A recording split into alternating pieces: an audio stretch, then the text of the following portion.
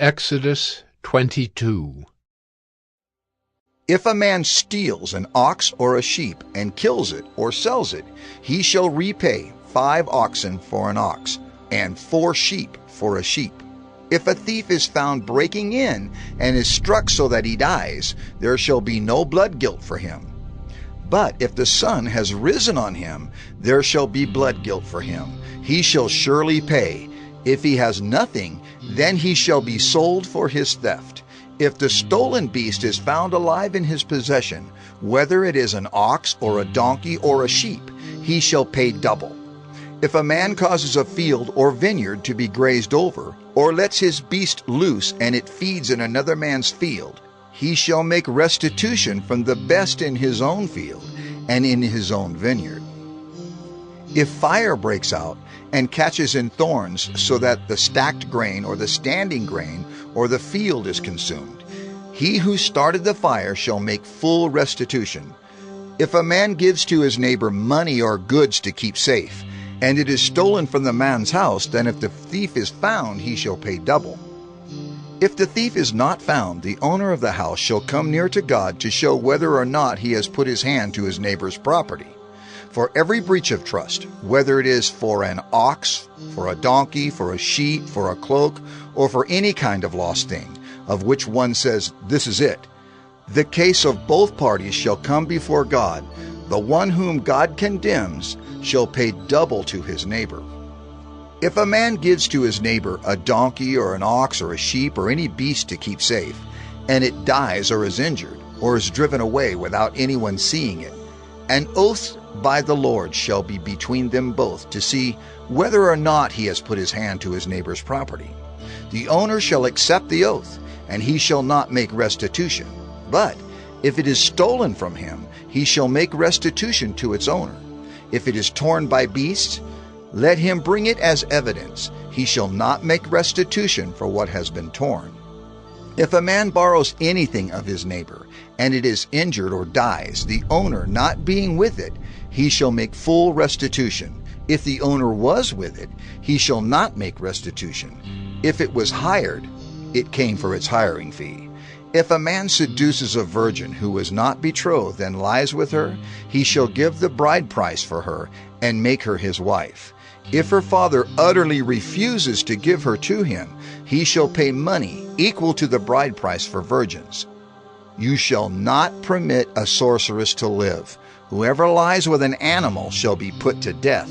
Whoever sacrifices to any god other than the Lord alone shall be devoted to destruction.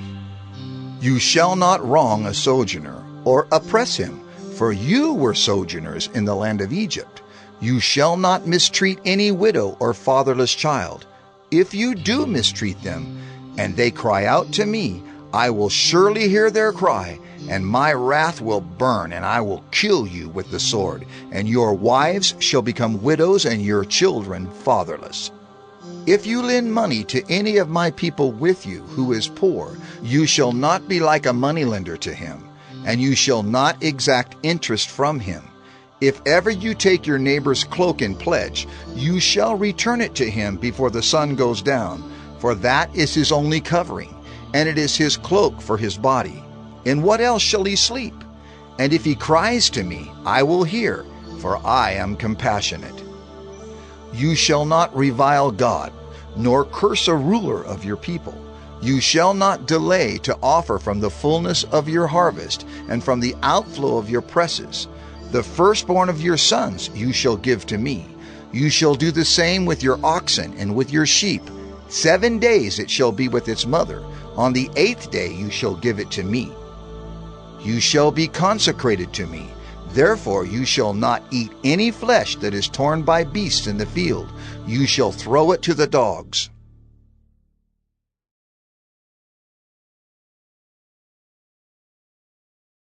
Exodus 23. You shall not spread a false report. You shall not join hands with a wicked man to be a malicious witness. You shall not fall in with the many to do evil, nor shall you bear witness in a lawsuit, siding with the many, so as to pervert justice. Nor shall you be partial to a poor man in his lawsuit. If you meet your enemy's ox or his donkey going astray, you shall bring it back to him. If you see the donkey of one who hates you lying down under its burden, you shall refrain from leaving him with it. You shall rescue it with him. You shall not pervert the justice due to your poor in his lawsuit. Keep far from a false charge, and do not kill the innocent and righteous, for I will not acquit the wicked. And you shall take no bribe, for a bribe blinds the clear-sighted and subverts the cause of those who are in the right. You shall not oppress a sojourner. You know the heart of a sojourner, for you were sojourners in the land of Egypt. For 6 years you shall sow your land and gather in its yield. But the 7th year you shall let it rest and lie fallow, that the poor of your people may eat, and what they leave the beast of the field may eat. You shall do likewise with your vineyard and with your olive orchard. 6 days you shall do your work, but on the 7th day you shall rest, that your ox and your donkey may have rest, and the son of your servant woman and the alien may be refreshed. Pay attention to all that I have said to you, and make no mention of the names of other gods, nor let it be heard on your lips. 3 times in the year you shall keep a feast to me. You shall keep the feast of unleavened bread.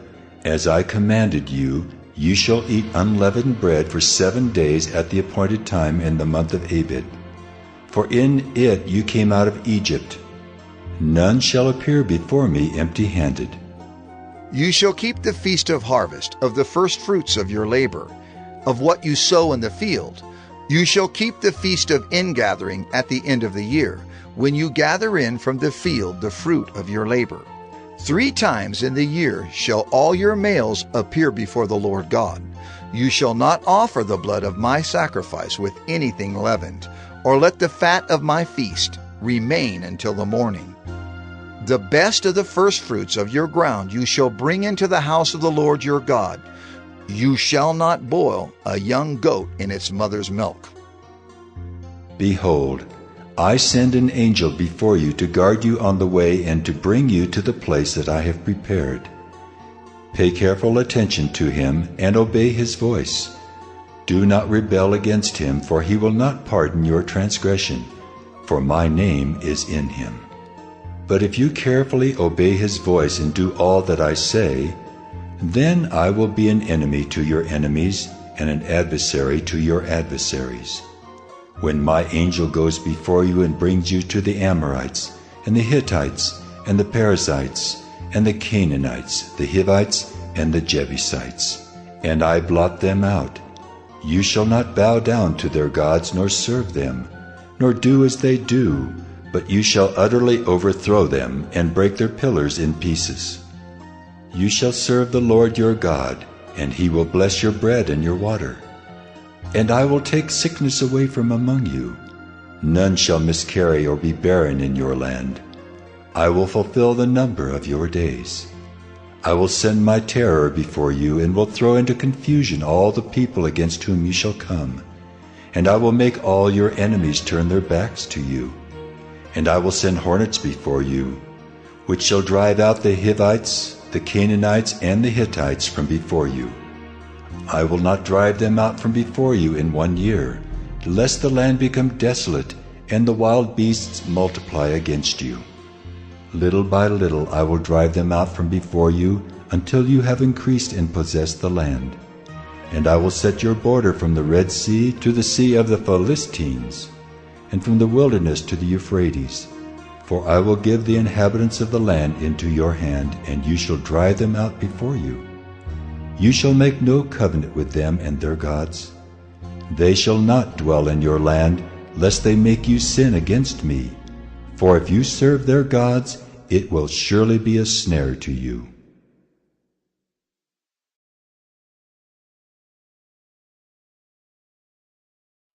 Exodus 24.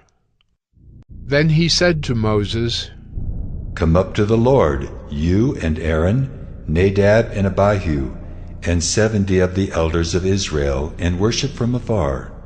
Moses alone shall come near to the Lord, but the others shall not come near, and the people shall not come up with him. Moses came and told the people all the words of the Lord and all the rules. And all the people answered with one voice and said, "All the words that the Lord has spoken we will do." And Moses wrote down all the words of the Lord. He rose early in the morning and built an altar at the foot of the mountain, and 12 pillars according to the 12 tribes of Israel. And he sent young men of the people of Israel, who offered burnt offerings and sacrificed peace offerings of oxen to the Lord. And Moses took half of the blood and put it in basins, and half of the blood he threw against the altar. Then he took the book of the covenant and read it in the hearing of the people. And they said, "All that the Lord has spoken we will do, and we will be obedient."